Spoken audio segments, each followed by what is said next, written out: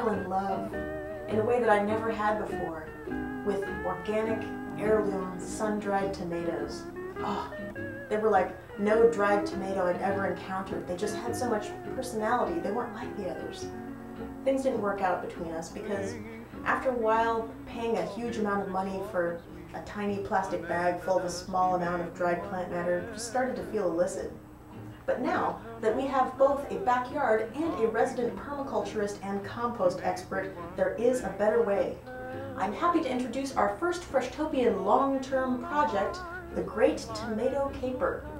We're going to be starting our own tomato plants here in the backyard. We're going to grow them ourselves, we're going to harvest them ourselves, we're going to dry them ourselves, and we're going to eat them ourselves. To get things rolling, we took a trip to the Grand Lake Farmers Market. The Grand Lake Farmers Market was the logical place to start our mission off. It's a weekly farmers market with a great assortment of organic produce and plant starts.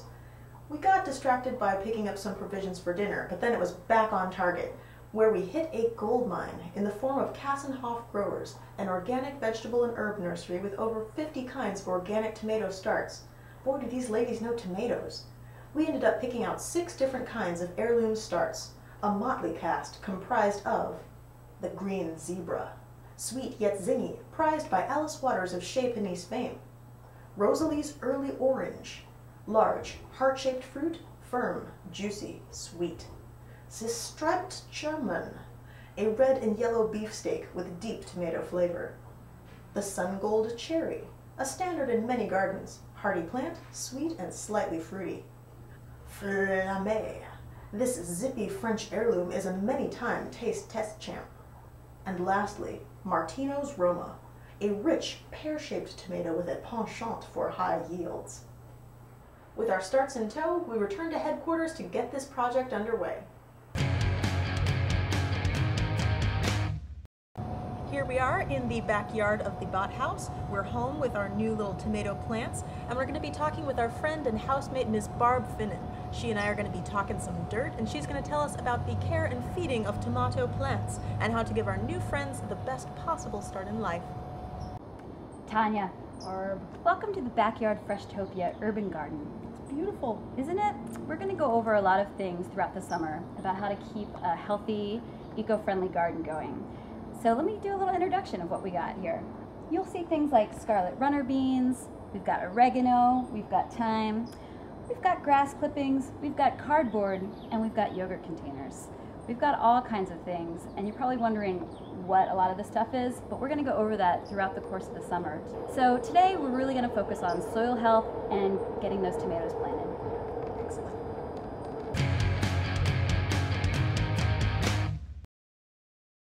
In order to have healthy plants, you need healthy soil. Soil is a living organism, and there's a million different parts to it. So we're going to keep it really simple for you today and just talk about 3 main things to get you started planting. The first one is pH, the second is soil structure, and the third is nutrients. 1. pH. In order to test the pH of your soil, you need to go to your local garden store and pick up one of these. It's a pH soil test kit. It's pretty quick and easy, and it's relatively inexpensive, between $5 and $10. And really all you need to do is put a little bit of your soil in here, put in some water in the capsule that comes with it, and shake it up. And that'll tell you where you are on the pH scale. If you're too acidic or too alkaline, your plants are really going to struggle and they're not going to be happy. You're looking for a neutral soil, so that's pH number 7. If you have a soil that's too acidic or alkaline, you're going to need to put stuff in it, something like compost or other amendments. And we'll talk about that now. 2. Remediation and soil nutrition. If your soil happens to be too acidic, all you need to do is add some limestone and sprinkle it right onto your soil. If it's too alkaline or base, all you need to do is add some sulfur, and you can get both of these things at your local garden store. When it comes to soil nutrition, there's 3 main nutrients that you need to find in your soil in order for your plants to grow well, and that's potassium, nitrogen, and phosphorus. Now, you could go to your local garden store again and buy one of these great kits where it'll tell you exactly how much is in there, if it's depleted or has a surplus. Or you could just go the easy route, throw in some compost. And compost is chock full of vitamins, minerals, all the great things that soil really wants to have in order to be healthy and happy. 3. Soil structure. There's 4 main components to soil structure. There's clay, silt, sand, and loam. Here in the California Bay Area, we have a ton of clay, and that's really hard to work with because it's, well, hard. Plants don't grow very well in it, and we want to make sure that we get a soil structure that's nice and crummy like this. And in order to do that, all we need to do is throw in some compost, and that'll help the soil structure be the best that it can be. And speaking of all that, I think it's time for us to plant those tomato plants. First, we're going to start with containers, and then we're going to go ahead and plant it right into the ground.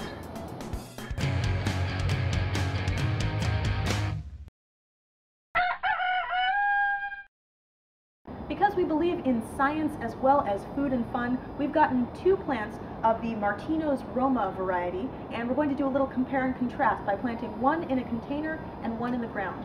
Barb's going to tell us a little bit about selecting a container and getting that plant in there. The thing to remember about container gardening is that it must take place in containers. Barb, what are the most popular sorts that people can choose from? The 2 most popular are plastic and terracotta, and I'll tell you a little about the pros and cons of each. Terracotta tends to be a bit pleasing to the eye. People like that. However, it's more expensive and it's heavy, and it ends up absorbing a lot of the water that you're trying to give to your plant. So you're watering your terracotta. Instead of the plant. Not so great. So then there's plastic, which is relatively inexpensive. You can find it everywhere. It's lightweight and it keeps the moisture content in there.